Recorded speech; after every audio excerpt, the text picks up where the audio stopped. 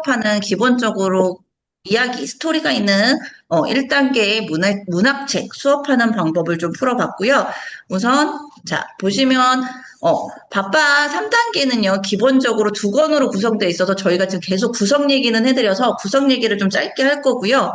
3단계는 3학년에서 5학년 추천이라고는 하지만 3학년은 조금 많이 어려울 수 있는 단계의 어휘력이나 특히 비문학 독해 라인 보시면 4학년, 5학년 교과 정도 들어있는 과정이어서 아이들이 조금 어려워할 수도 있는 단계라 3학년 친구들은 어휘를 꼭 챙겨주시면서 3단계 수업하시면 좋을 것 같습니다.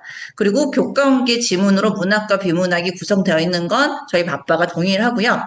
근데 자 3단계에서는 주로 사자성어로 구성이 되어 있고요. 사자성어하고 속담 되어 있고요.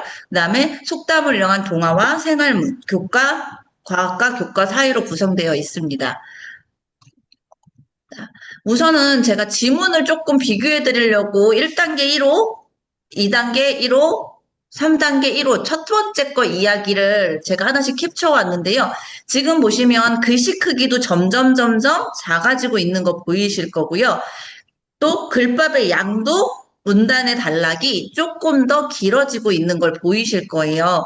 그리고 지금 보시면 여우와 두루미는 명확하게 주인공이 무엇을 했다, 원인과 결과가 정확하게 드러나게 아이들이 1, 2학년이나 예비초등 아이들이 읽고 쉽게 다가갈 수 있고 한 단락 정도의 크기로 글씨가 커서 많아 보이지만 내용은 되게 간략해요. 1차적으로 아이들이 알아볼 수 있는 정도이고요. 이 단락은 보통 보시면 탈무드 이야기이기 때문에 이야기가 두 개 정도로 연결되는 경우도 있더라고요. 그런데 보시면 여기에서 탈무드 2단계 1호에서는 원인과 결과가 명확하게 떨어지는 글이 많더라고요. 그래서 스토리도 원인과 결과로 이걸로 인해서 이런 사건이 일어났고 이 사건을 위해서 이 사건이 일어났다는 식으로 연결이 되어 있고요. 고래당수염은 전체적인 한 단락이 원인과 결과로 이루어져 있어 좀 흐름이 긴 편이에요. 그래서 이렇게 해서 글밥과 약이 늘어난다는 거 알고 계시면 좋을 것 같고요.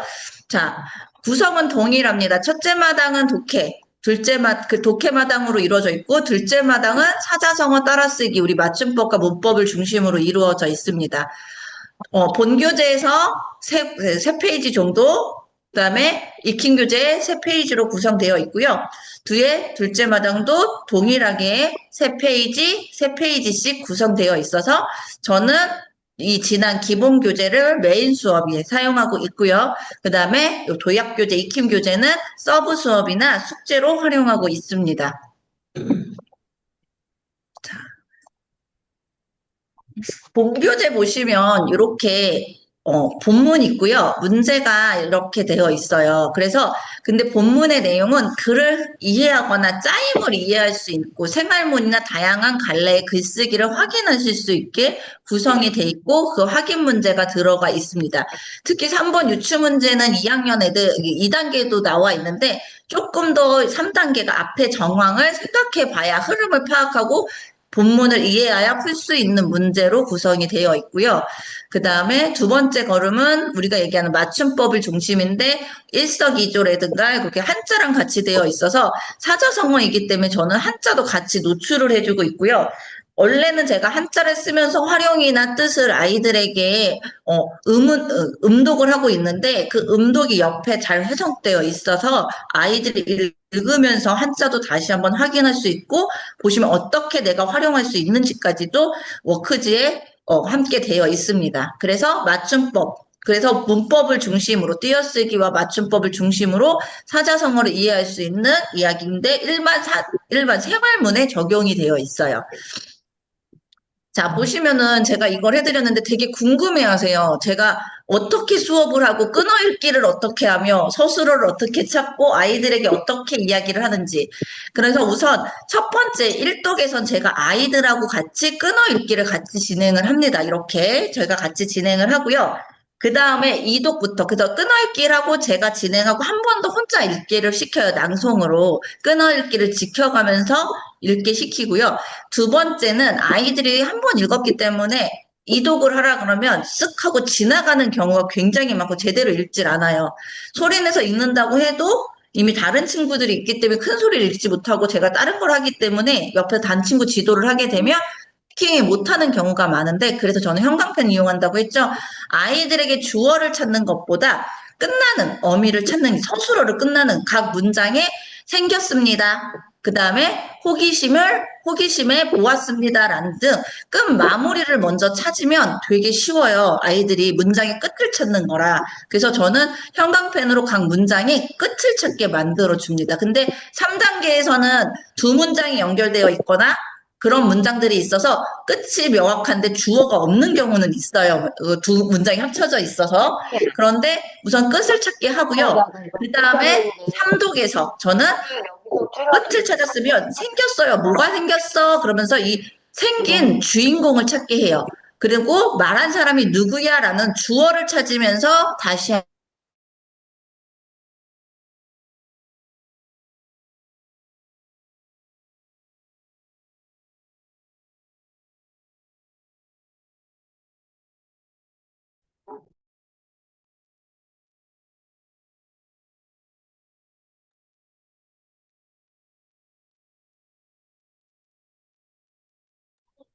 어, 네, 안 눌렀었는데.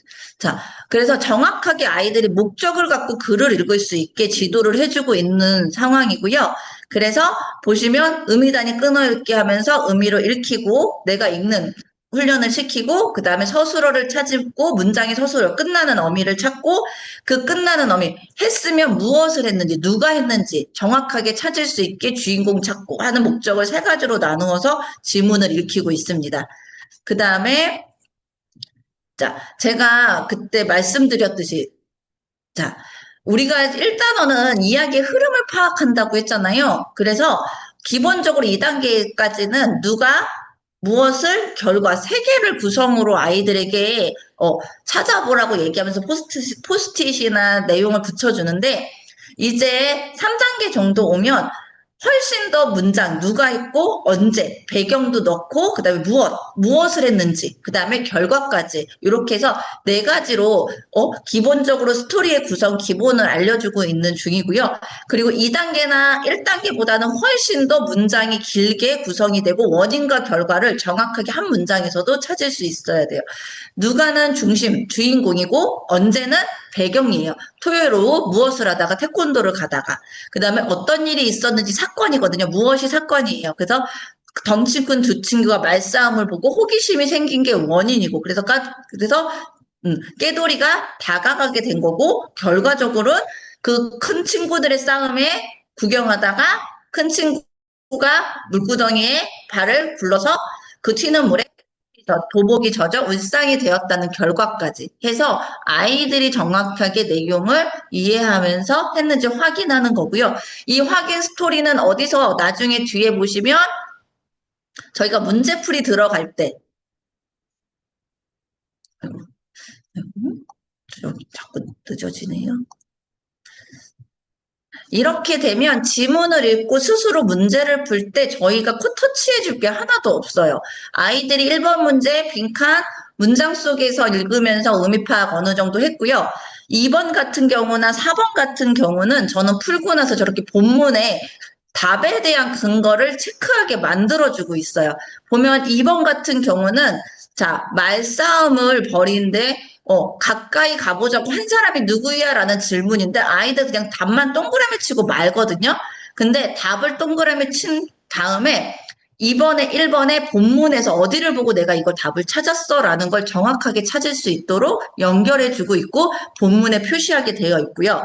2번 역시 그 얘기에서 수학을 들을 수 있어라는 문장을 답이 아니라 내가 그냥 기억으로 한번 시간 때우고 빨리빨리 흩어나가는 훑어 읽기가 아니라 다시 한번 본문에서 그 부분을 확인할 수 있게 만들어주고 있습니다. 그리고 4번 같은 경우도 내용을 이해하고 내가 이거 내용 비슷한 내용 어디서 찾았어? 이거 힌트 어디서 찾았어? 라는 걸 본문으로 다시 돌아가서 확인할 수 있게 항상 아이들에게 문제를 푼 다음에 셀프 채점이라고 하죠. 자기가 스스로 자기가 푼 문제를 바로바로 확인하고 알고 있는 것과 틀린 이유를 찾을 수 있게 해주고 있고요. 모든 지문의 근거는 본문에서 찾는 습관을 들여주고 있습니다. 그리고 아까 제가 여기서 누무결 결과를 한번 아이들이 했기 때문에 이걸 내가 맞게 요약했는지, 글의 흐름을 정확하게 파악했는지는 우리 교재 뒷분에 보면 줄거리 요약에서 너무나도 정확하게 드러나 있어요. 이거 지문 읽고도 아이들이 줄거리 요약 못 채우는 친구들도 있어요. 그런데 여기에서 자기가 한 것과 비교도 할 수 있기 때문에 제가 티칭이 아닌 코칭으로 수업을 할 수 있는 원인이 바로 이런 것 때문에 그렇습니다. 맨 처음만 들어왔을 때 친구들에게 이 습관만 들여주면 아이들에게 내가 의미단위 끊어 읽기만 체킹해 준 후 아이가 주어 서술어 찾은 거 이제 한 두세 번씩 익숙해지면 금방 찾거든요. 그거 한 다음에 문제풀이에서 제가 일일이 설명을 하거나 채점을 들어갈 일이 없어요. 나중에 보면 틀리는 경우가 거의 없거든요. 그래서 이렇게 수업을 진행하고 있고요. 자, 본문 같은 이제 뒤에 어울리면서 일석이조라는 이제 3학년부터는 이제 사자성어로 구성되어 있는데요.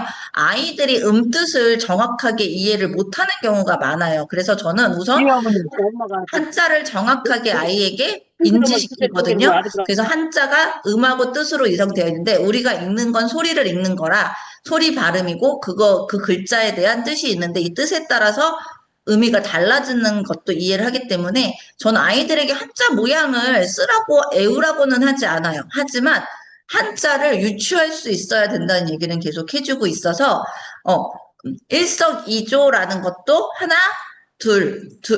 하나의 돌, 그 다음에 두 개의 새라는 거잖아요. 그래서 요거를 그대로 직역을 하게 만들고요. 글씨 그대로. 그 다음에 그것을 뜻풀이와 함께 이해할 수 있게. 그리고 속담까지 쓸 수 있게 하고요. 지금 여기도 의미단위 끊어읽기는 똑같이 하고 있으면서 아이가 이 전체적인 내용을 한 번에 요약해서 말로 시키기도 하고 한쪽에 쓰기도 합니다. 그래서 음뜻과 화자성어, 맞춤법 정확하게 이렇게 해주면 본 수업이 40분 수업이 저는 마치게 되는 거고요. 이렇게 40분 수업을 한다면 문해력 메인 수업 40분을 했으면 저희가 60분 수업으로 이루어져 있는데 20분은 전날 수업한 수학 익힘 교재, 연산 교재나 보충 교재로 수업을 20분 진행하고 있습니다. 그럼 본 교재는 이렇게 끝나는 거고 이제 익힘 교재로 넘어가면 양이 똑같은데 여기에는 지문이 없다는 얘기를 제가 말씀드렸잖아요. 그래서 본 교재와 함께 본교재 읽고 시작하는 경우도 있고요. 뭐 자기가 기억나면 우선 먼저 풀어보고 나중에 본 교재에서 확인해 보는 경우도 있습니다. 그래서 저는 요거는 보통 보시면 수학 메인 교재 40분 수업한 뒤에 20분 동안 요거 문제를 푸는 경우도 많고요. 아니면 정학원에 못 나오는 친구들은 솔직히 숙제로 나가는 경우도 있습니다. 그래서 익힌 교재는 다음날 복습이라든가 숙제로 사용하시면 좋을 것 같습니다. 그래서 보시면은 본문에 끊어읽기 했던 거, 읽었던 거 한번 훑어보고, 지문을 살짝 훑어보고, 스스로 다 문제를 읽게 하는데요. 여기서 보면은 맨 처음에 저는 맞춤법은 먼저 풀게 합니다. 먼저 풀고, 아이가 맞는지는 제가 채점해 주는 게 아니라 지문으로 읽으면서 이게 띄어쓰기가 맞게 했는지 이미 지문의 문장이니까요. 그 문장 다시 확인하고 틀린 부분은 빨간색으로 다시 한번 고치게 수업을 진행하고 있고요. 특히 6번 같은 경우도 친구가 보고 다시 본문에서 자기가 찾는 걸로 저희는 진행하고 있습니다. 그래서 셀프 채점까지 이루어지고 있고 그리고 이렇게 일석이조 한자도 같은 방법으로 두 번째 마당도 이루어지고 있어서 똑같이 이용하면서 저는 솔직히 티칭보다는 코칭을 메인으로 수업을 진행하고 있고요. 그래서 오늘은 제가 비문학 독해는 다음에 제가 어떻게 구조화를 하는지까지 해서 비문학 수업하는 내용과 어휘하는 내용에서 다음에 설명을 드리고 오늘은 이제 스토리가 있는 문학책 읽는 방법과 제가 수업하는 방법을 설명드립니다. 1, 2학년도 같은 방법으로 수업 진행하시면 되고요. 글만 조금 더 간단해진다고 보시면 됩니다.